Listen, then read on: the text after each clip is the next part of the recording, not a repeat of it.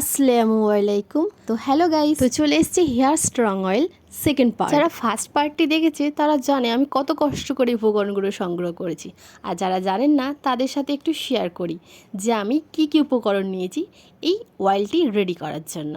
চলুন জেনে নেওয়া যাক। তো অনেক কিছুই আছে এর মধ্যে, সবই হচ্ছে একদম প্রাকৃতিক যেগুলো সেগুলো নিয়েই অ্যাকচুয়ালি এই অয়েলটি রেডি করা। তো প্রথমে যেটা দেখতে পাচ্ছেন সেটা হচ্ছে ভৃংরাজ বা খুদে কেষ্ট। এই যে খুদে কেষ্টর শিকড় নিয়েছি, যা চুলের জন্য খুবই উপকারী। তারপরে এখানে দেখতে পাচ্ছেন এই যে আমি নিয়েছি 3টে হচ্ছে কি জবা ফুল, ঠিক আছে, যাও চুলের জন্য খুব উপকারী, বেশি হলে ভালো হতো বাট আমার কাছে ছিল না। সেকেন্ড যেটা নিয়েছি এটা হচ্ছে অ্যালোভেরা, যা চুলের জন্য খুবই ইম্পর্টেন্ট। তারপরে রয়েছে পেঁয়াজ, রসুন, আর এই যে এদিকে আমার রয়েছে থালকুনি, এবং এর মধ্যে রয়েছে তুলসী, এক মুঠো করে রয়েছে, এবং এই যে আমার লাস্ট যেটা হচ্ছে নিম পাতা। নিম পাতা খুবই উপকারী, কী কী উপকারী সে আমি আগের ভিডিওতে বলে দিয়েছি, দেখে নেবেন আপনারা। আর এই যে এটাকে চিনতে পারছেন কি বলুন তো, এটাতে রান্নার কাজেও কিন্তু ইউজ হয়। যাক, এটা হচ্ছে কালো জিরা, যা চুলের জন্য খুবই দরকার। এখানে যা কিছু রয়েছে সবই চুলের জন্য ইম্পর্টেন্ট। আর এই যে মেথি, এর কথা তো কিছু বলাই যাবে না, মাথা ঠান্ডা করে খুব সুন্দর, আর চুলটাও খুব মানে একদম স্ট্রং বানায়। তো আমি আমার হাতের কাছে যা পেয়েছি তাই নিয়েছি। এখানে আরও অনেক কিছু দেওয়া যায়, যেমন হচ্ছে দুব্ব ঘাস, যা চুলের জন্য ইম্পর্টেন্ট, আমলকি, হর্তকি, বহেরা, এগুলো চুলের জন্য খুব ইম্পর্টেন্ট। এগুলো দিলে আরও একটি ভালো হতো, বাট আমার কাছে ছিল না তাই দিতে পারিনি। তাছাড়াও আপনারা ক্যাস্টর অয়েল বা ভিটামিন ই দিতে পারেন, ছিল না, আপনারা দিতে পারেন, চুলের জন্য খুবই ভালো। এবং এই যে নারকেল তেল তো লাগবেই, আমি এখানে কোকোনাট অয়েল বা নারকেল তেল ইউজ করছি। তো এই দুটো আমি নিয়ে এসেছিলাম বিশাল থেকে। তো এই যে আমার সমস্ত কিছু নেওয়া কমপ্লিট, চলুন এবারে তেলটা রেডি করা যাক। অনেক বকবক হয়েছে, তো চলো এবার তেলটা রেডি করা যাক। এই যে সসপ্যানটা বসিয়ে দিয়েছি, তো এখন সসপ্যানটা একটু গরম হবে, তারপরে আমরা এর উপরে তেল দিয়ে দেব।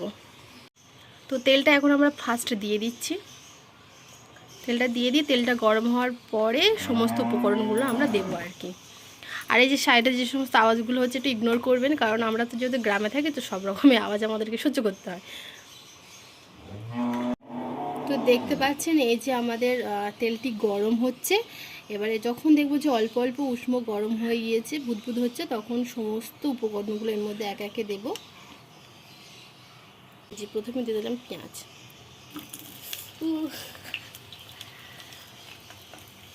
জবা ফুল, তো এখন খুদে কেষ্ট দিয়ে দিলাম,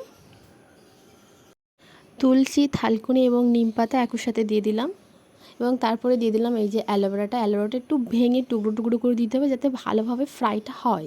এই যে এখন দিয়ে দিচ্ছি মেথি, তেল অনুযায়ী সেটা ডিসাইড করে দিতে হবে যে আমার তেলটা ঠিক কতটা সেরকম।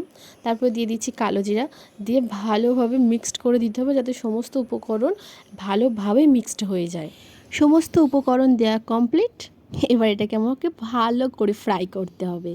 ভালো করে ফ্রাই বলতে আবার যেন পুড়িয়ে ফেলবেন না, যদি কালো হয়ে যায়, পুড়ে যায়, তাহলে কিন্তু এদের মধ্যে যে উপকরণ রয়েছে ভালো গুণ সেগুলো সব নষ্ট হয়ে যাবে। তার জন্য একদম কালো করে ফেলবেন না, আঁচটা নর্মাল আঁচে রাখবেন, মিডিয়াম আঁচে রাখবেন, এবং আস্তে আস্তে ফ্রাই করার চেষ্টা করবেন। তাতে কী হবে, এর উপকরণ যে সমস্ত ভালো গুণগুলো রয়েছে যা যা দিয়েছি আমি, সেগুলো তেলের মধ্যে ভালোভাবে মিক্সড হয়ে যাবে।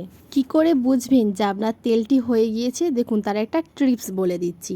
এই যে দেখতে পাচ্ছেন পেঁয়াজ এবং রসুনগুলো দেখুন বাদামি বর্ণের হয়ে গিয়েছে, তখনই বুঝে নিতে হবে যে তেলটি একদম কমপ্লিট হয়ে গিয়েছে। এবার এটা আমি ওভেন থেকে নামিয়ে রাখবো, ঠান্ডা হওয়ার জন্য রেখে দেবো কিছুক্ষণ। যখন পুরোপুরি ঠান্ডা হয়ে যাবে তখন এটাকে আমাকে সেঁকে নিতে হবে কোনো কাপড় বা কিছুর দ্বারা। তাছাড়া হয়ে যাওয়ার সময় একটা সুন্দর স্মেল আসবে, তখনই বুঝতে পারবেন যে তেলটি একদম হয়ে গিয়েছে।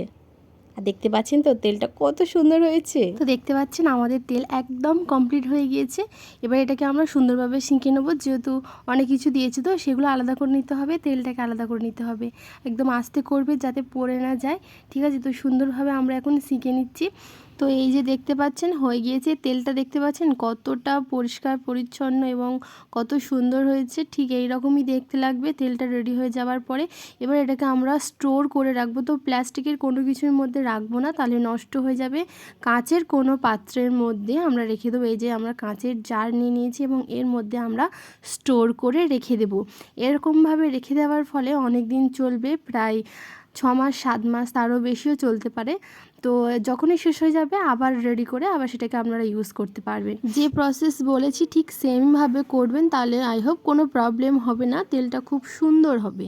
ঠিক আছে, তো এই পর্যায়ে স্টোর করে রাখার সময় ভিটামিন ই দেওয়া যায়, বাট আমার কাছে ছিল না বা আমি ভিটামিন ই অতটা পছন্দ করি না, তাই আমি ইউজ করিনি। ভিটামিন ই এর পরিবর্তে আমি এর মধ্যে মেথি দিয়ে রাখবো, কারণ মেথির মধ্যে অজস্র লেভেলের গুণাগুণ রয়েছে যা চুলের জন্য খুবই ইম্পর্টেন্ট, এবং এটা দেওয়ার পরে চুলটা আরও বেশি স্ট্রং হবে এবং তেলটার উপকারিতাও আরও বেশি বাড়বে। তো আমি এর মধ্যে বেশ পরিমাণ মতো আমি মেথি দিয়ে রাখবো, আপনারাও দিতে পারেন বা ভিটামিন ইও দিতে পারেন। দেখুন, তেল বানানো তো শিখিয়ে দিলাম, এই প্রসেস অনুযায়ী সবাই তেল বানাতে পারবে, কিন্তু শুধু তেল বানালে কি হবে, সেটাকে তো সঠিক মতো ইউজ করতে হবে।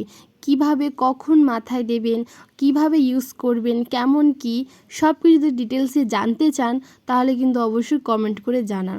তার জন্য এর থার্ড পার্টটি অবশ্যই রেডি করব, কারণ শুধু যে চুলের মধ্যে তেল দিলে হয়ে যাবে এমনটাও নয়, এর কিন্তু প্রসেস আছে, যে প্রসেসের মাধ্যমে দিলে চুলটা আরও বেশি ভালো হবে।